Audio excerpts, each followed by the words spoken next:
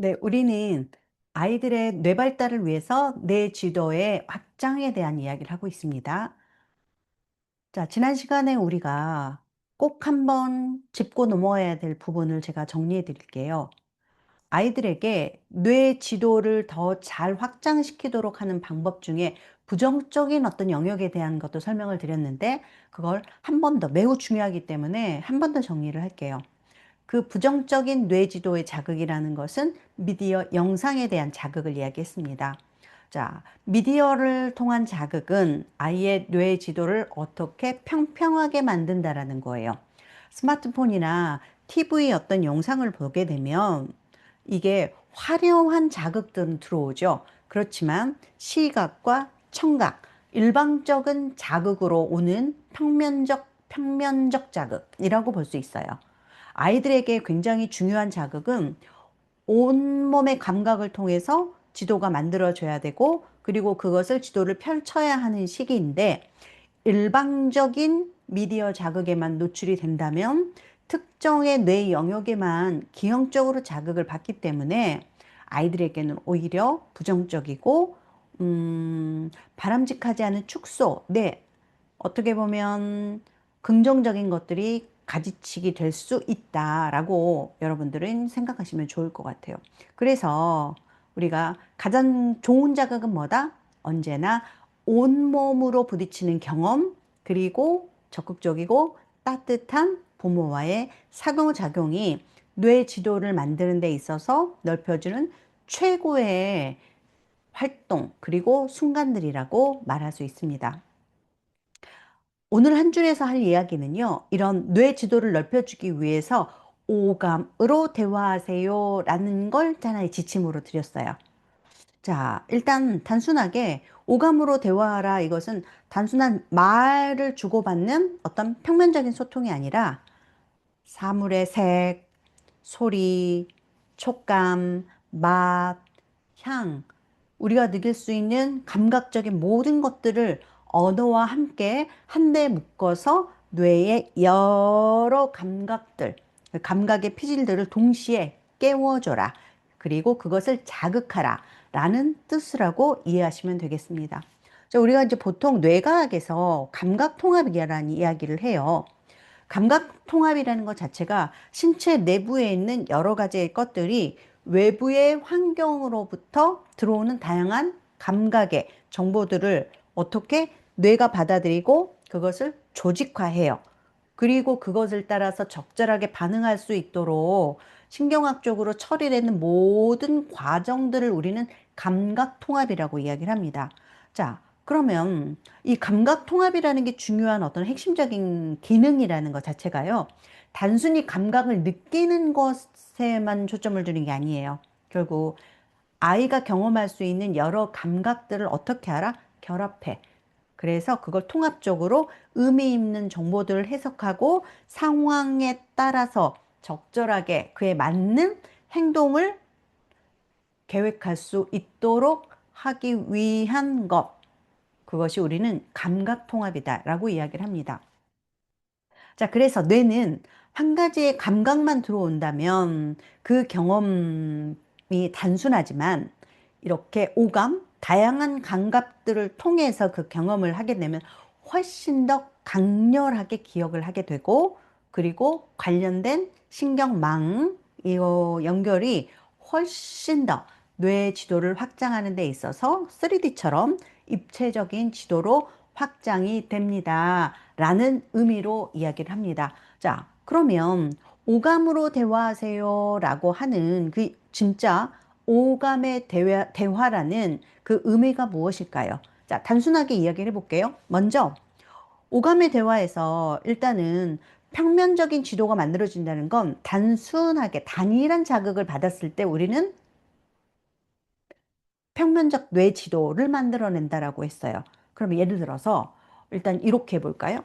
아이랑 부모가, 엄마하고 아이가 같이 있어서 이제 사과가 있어요. 그러면 엄마가 이 사과를 하나 주면서, 자, 아가야, 누구야? 땡땡아, 우리 사과 먹자. 맛있지? 사과 먹자. 맛있지? 라고만 이야기했다면 아이의 뇌 속에는 뭐죠? 뇌가 사과는 맛있어.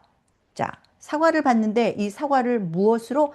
맛으로만 기억하는 단순한 어떤 선형 회로로 만들게 된다는 거죠. 자, 그런데 단순 자극이 아니라 단순한 어떤 단일의 자극이 아니라 다양한 입체적인 복합 지도를 만든다면, 다른 말로 오감을 깨워서 대화를 한다면 아이의 뇌 안에서는 굉장히 폭발적인 일들이 일어난다는 거예요. 그럼 예를 들면 우리가 지금 앞에서 누구야? 사과는 먹자. 사과 먹자. 맛있지? 라고 할 때 사과라는 거 하나를 가지고 아이에게 시각적으로, 촉각적으로, 청각적으로 활성화시킬 수 있도록 해낼 수 있는 자극들로 우리가 대화를 시도해 보세요 라고 하는 거죠. 그러니까 예를 들면 시각적인 것들을 활용한다면 이렇게 할 수 있겠죠? 자, 아이하고 이야기를 하면서, 자, 빨갛고 반질반질한 사과를 씻을 때 빨개요. 반질반질해요. 뭐죠? 시각적인 활성화죠. 자, 빨갛고 반질반질한 사과를 씻을 때 어때? 손으로 만지니까 아주 단단하고 차가운데, 자, 이게 뭐죠? 촉각이에요. 한 입을 확 베어 물었어? 그랬더니 아삭 소리가 났어. 청각이에요. 근데 향긋한 냄새가 나고 새콤달콤한 즙이 갑자기 확 떠오르네요. 집안에 입안이 확 퍼지네. 저기 뭐예요? 후각, 미각. 이런 것들을 모든 것들을 활성화시켜서 엄마가 대화를 시켜준다면 아이는 언어와 이런 것들이 함께 결합되는 순간에 뇌의 각 구역에 흩어져 있던 감각들이 하나로 서로가 이렇게 연결이 되면서 사과에 대해서 굉장히 다양한 영역들로 정교하게 고속도로망이 팡팡팡팡팡 생겨나서 신경망이 구축이 됩니다. 자, 그러면 사실은 아이에게 이렇게 오감을 가지고 표현한다는 건 아이한테 어휘력에 대한 부분도 있지만요. 더 중요한 건 인지력, 인지적인 사고력의 그릇 자체가 커지는 가장 중요한 하나의 포인트라고 볼 수 있습니다. 자, 근데 사실은 참 쉽진 않아요.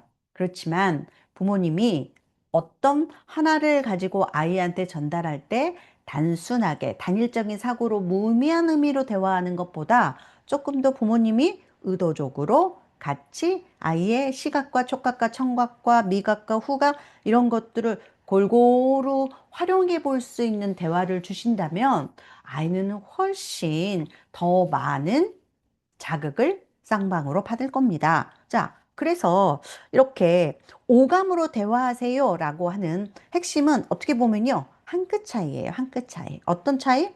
부모가 혼자서 아이의 오감을 다 설명하려고 애 안 쓰셔도 돼요. 애 쓰지 않아도 된다 이 말이죠. 자, 이건 어떻게 하면 좋을까요? 우리가 앞에서도 배웠어요. 아이에게 주도권을 살짝 넘겨주는 질문을 한번 툭 해보세요. 자, 누구야? 이 부드러운 이불을 만지니까 마음이 어때? 뭐, 이렇게 질문한다든지. 자, 과자를 먹고 있어요. 이 과자는 입안에서 어떤 소리를 내면서 부서져?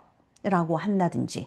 이렇게 실제로 아이가 가지고 있는 온 어떤 감각 신경들을 반짝반짝 깨워주는 촉발제가 될 수 있도록 뭘 하라? 질문해줘라. 그래서 질문을 아까 제가 사과에 대한 이야기 하듯이 자, 빨갛고 반질반질한 사과를 이렇게 씻을 때 손으로 만지니까 단단하고 차가운데 입으로 한 입 베어 무니 아삭 소리가 났어. 그리고 향긋한 냄새, 달콤살콤한 것들이 집안, 그 즙이 입안에 쫙 퍼지네. 네. 부모님 혼자서 다 이게 다 하기 어렵다라는 거예요.